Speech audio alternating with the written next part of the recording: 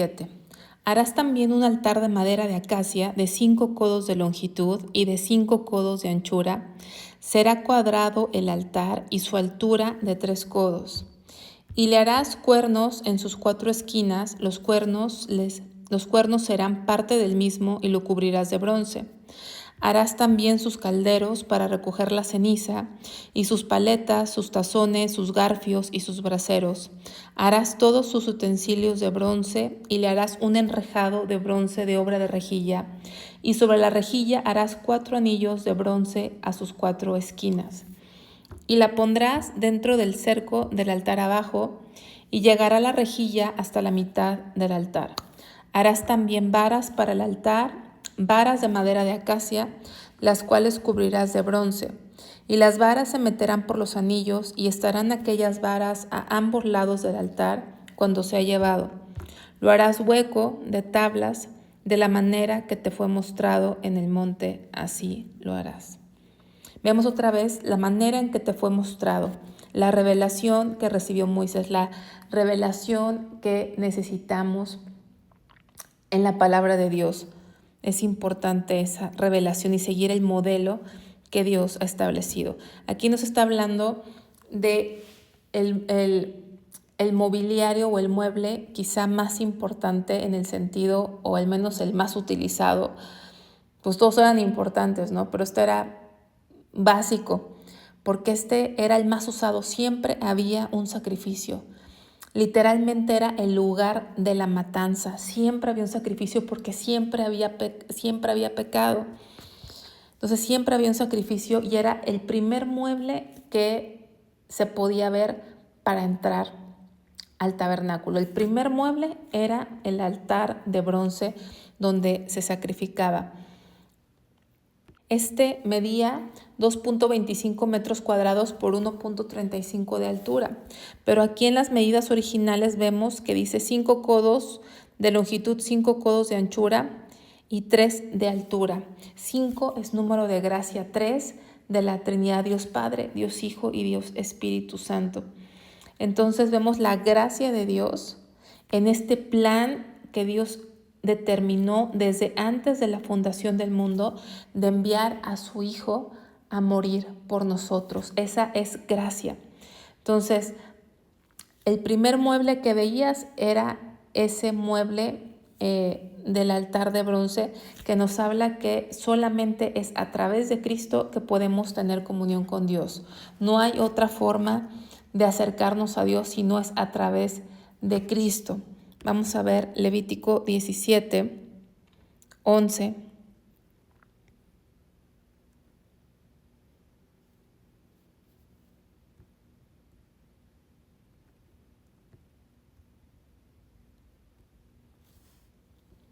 Porque la vida de la carne en la sangre está, y yo os la he dado para hacer expiación sobre el altar por vuestras almas, y la misma sangre hará expiación de la persona. Entonces, la vida de la carne en la sangre está. Jesús dio su vida, y por eso dice aquí, yo os la he dado para hacer expiación sobre el altar. Estamos viendo el altar de bronce. Ahí se hacía la expiación por nuestras almas.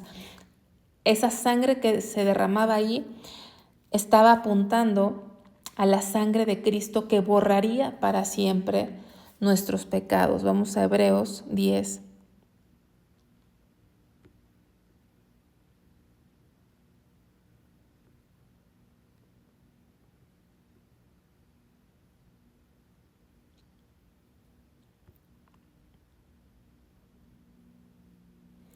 Del 10 al 12. En esa voluntad somos santificados mediante la ofrenda del cuerpo de Jesucristo hecha una vez para siempre. Y ciertamente todo sacerdote, o sea, el sacerdote que Dios determinó en el Antiguo Testamento, que lo vamos a ver más adelante, está día tras día ministrando y ofreciendo muchas veces los mismos sacrificios que nunca pueden quitar los pecados. Pero Cristo, habiendo ofrecido una vez para siempre un solo sacrificio por los pecados, se ha sentado a la diestra de Dios. Entonces, ese mueble, que era el primero que se veía, nos habla del sacrificio de Cristo. Esos sacerdotes, ahí se ofrecía una y otra vez, todo el tiempo había sacrificio, pero hubo uno que fue el definitivo. La sangre que se derramaba de esos animales cubría los pecados, por decirlo de alguna forma, porque la única sangre que los puede borrar definitivamente es la sangre de Cristo. Esos sacrificios eran la sombra, apuntaban hacia el cumplimiento que es a través de Cristo. Entonces, cuando vemos ese mueble, nos recuerda que no podemos entrar a una comunión con Dios, no puede haber una adoración a Dios si no es primero poniendo nuestra fe en Cristo Jesús. Pero también se nos llama que a los que hemos creído en Cristo Jesús, se nos llama a vivir para Él. Jesús dijo, el que quiera ser mi discípulo, niéguese a sí mismo, tome su cruz y sígame. Dice aquí en Romanos 12:1, así que hermanos, os ruego por las misericordias de Dios que presentéis vuestros cuerpos en sacrificio vivo, santo, agradable a Dios, que es vuestro culto racional. Entonces, ese tabernáculo era un lugar de culto, de adoración. Entonces, el culto y la adoración no nada más es cantar o dar algo, es darnos. Por eso ese altar nos habla de Cristo, pero también nos habla que hemos sido llamados a presentarnos nosotros mismos como este sacrificio vivo, santo y agradable a Dios. Vamos a regresar aquí a Éxodo 27. Vemos que este altar de bronce es símbolo de juicio. Ahí se ejecutaba el juicio de Dios. ¿Por qué? Porque la paga del pecado es muerte. Y el juicio era muerte sobre el pecador, pero no se hizo sobre el pecador, sino sobre una víctima que tomó nuestro lugar o que apuntaba a quien tomaría nuestro lugar, que es Cristo. Y dice, le harás cuernos en sus 4 esquinas, los cuernos serán parte del mismo y los cubrirás de bronce. Cuerno habla de fortaleza y de poder.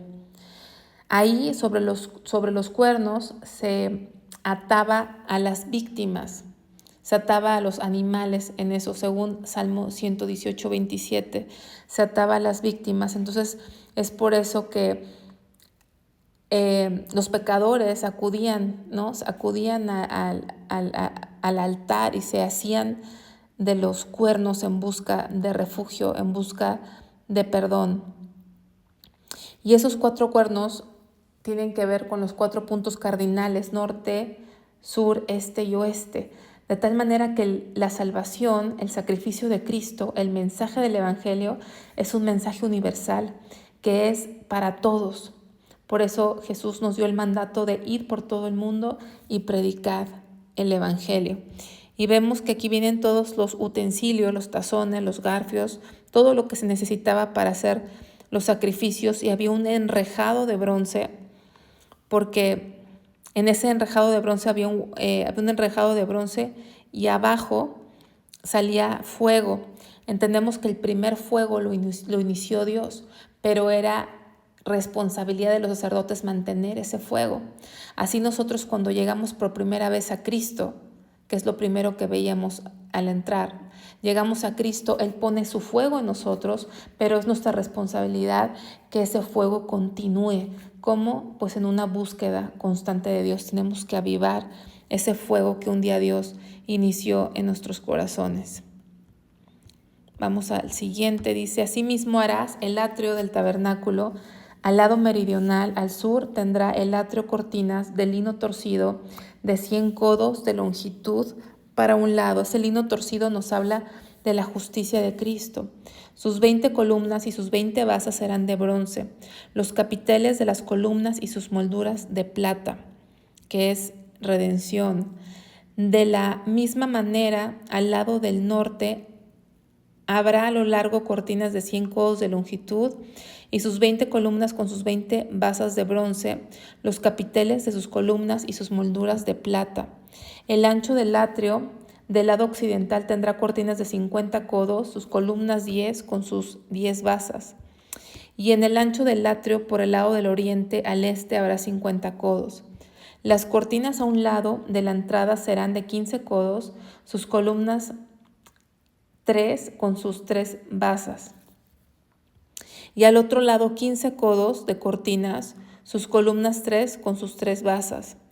Y para la puerta del atrio habrá una cortina de 20 codos, de azul, púrpura y carmesí, y lino torcido, obra de recamador, sus columnas 4 con sus 4 basas.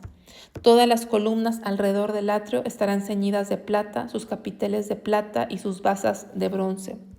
La longitud del atrio será de 100 codos y la anchura 50 por un lado y 50 por el otro, y la altura de 5 codos. Sus cortinas de lino torcido, dice, y sus basas de bronce. Todos los utensilios del tabernáculo, en todo su servicio, y todas sus estacas, y todas las estacas del atrio serán de bronce. Entonces vemos que aquí le está diciendo cómo hacer este atrio. Este atrio tenía que llevar una estructura primeramente, y luego esa estructura se tenía que cubrir con una cortina muy similar a las que ya habíamos visto que estaban en la primer cubierta, muy similar, de los mismos colores, azul, carmesí, púrpura. Y nos da las medidas. Vamos a ver. El atrio era esto, eso era era una estructura, y luego había se tenían que poner cortinas encima de esta estructura. Y se veía algo así. Entrabas al atrio, que era como un patio. Estaba el primer mueble, era el altar, que nos habla de Cristo. Y solamente al atrio podían pasar los oferentes, no podían entrar a lo que es el tabernáculo. El tabernáculo, digamos que era esta tienda que estaba dividida en el lugar santo y lugar santísimo, que vimos que había un velo en el capítulo de ayer, que ahorita no lo estamos viendo porque lo estamos viendo por fuera. Pero al atrio era el único lugar donde podían entrar los oferentes. Allá adentro ya no podían entrar más.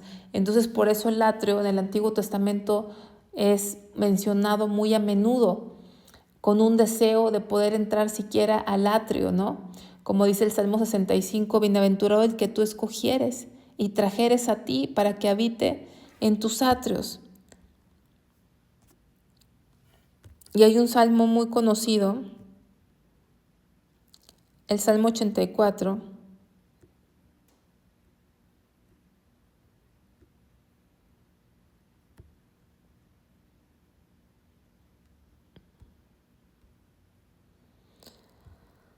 versículo 10 dice, porque mejor es un día en tus atrios que 1000 fuera de ellos. Escogería antes estar en la puerta de la casa de Dios que habitar en las moradas de maldad. O sea, mejor es un día en tus atrios, o sea, aunque sea en tus patios, o sea, aunque no pueda entrar aquí, ¿no? Porque no podían, en el Antiguo Testamento no podían entrar al lugar santo, ni al lugar santísimo.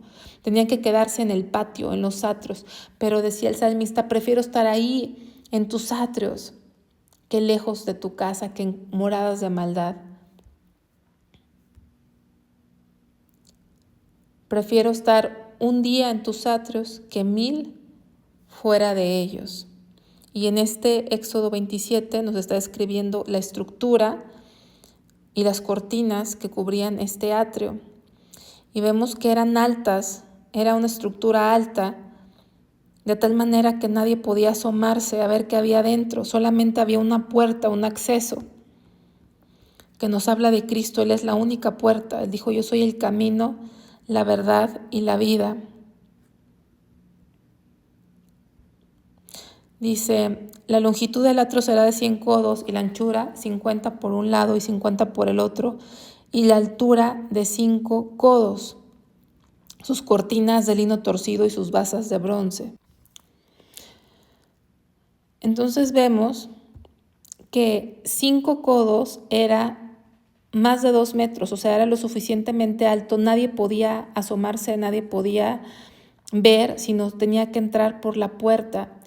Y vemos que el lino nos habla de la justicia de Cristo, o sea, era más alto que la altura de cualquier hombre. Entonces nos habla que la justicia de Cristo es mucho más alta que nuestra justicia, nuestras buenas obras, lo que nosotros pensamos que es bueno son como trapos de inmundicia para Dios. Solamente lo que importa es la justicia de Cristo y estamos lejos de la justicia de Cristo.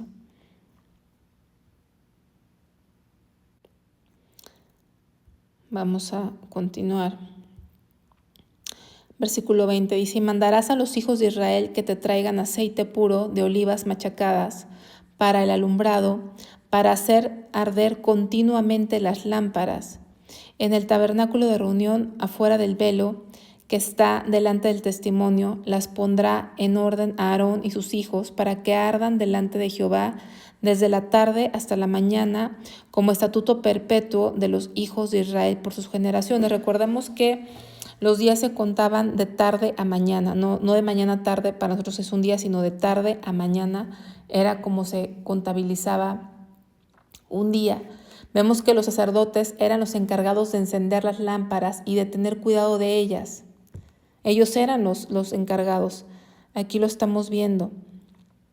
Dice: en el tabernáculo de reunión, afuera del velo que está delante del testimonio, las pondrá en orden Aarón y sus hijos, para que ardan delante de Jehová desde la tarde hasta la mañana. Entonces, los ministros de Dios, mediante la predicación y la exposición de las Escrituras, es como pueden mantener esa lámpara, esa luz prendida, ¿no? Esa luz que nos habla de la palabra de Dios. Salmo 119, 105 dice que su palabra es lámpara. Lámpara a nuestro camino, lámpara, luz a nuestros pies, lámpara a nuestro camino. Y ese aceite habla del Espíritu Santo. Necesitamos la unción del Espíritu Santo en nuestra vida. Si el Espíritu Santo no está con nosotros, no hay revelación, no hay luz. Y vemos que ese aceite debería ser de olivas machacadas, ¿no? Que habla de sufrimiento.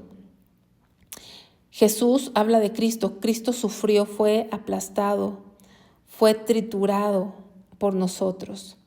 Entonces, vemos a Jesús, vemos al Espíritu Santo, y que sin el Espíritu Santo no podemos alumbrar ni podemos tener la revelación de su palabra. Y tenemos que andar como hijos de luz. Vamos a Efesios. Eso también nos recuerda Efesios.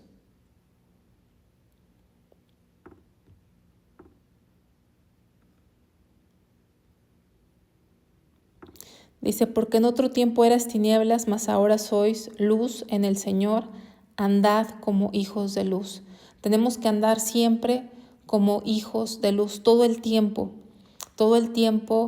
con aceite en nuestras lámparas. Hay una parábola de unas vírgenes que no tenían aceite para sus lámparas, que se les terminó. Nosotros tenemos que tener ese aceite que habla del Espíritu a través de una vida de oración, una vida de búsqueda, y no vivir como vivíamos en el tiempo pasado en tinieblas, sino recordar que ahora somos luz en el Señor y por lo tanto dice: andad como hijos de luz.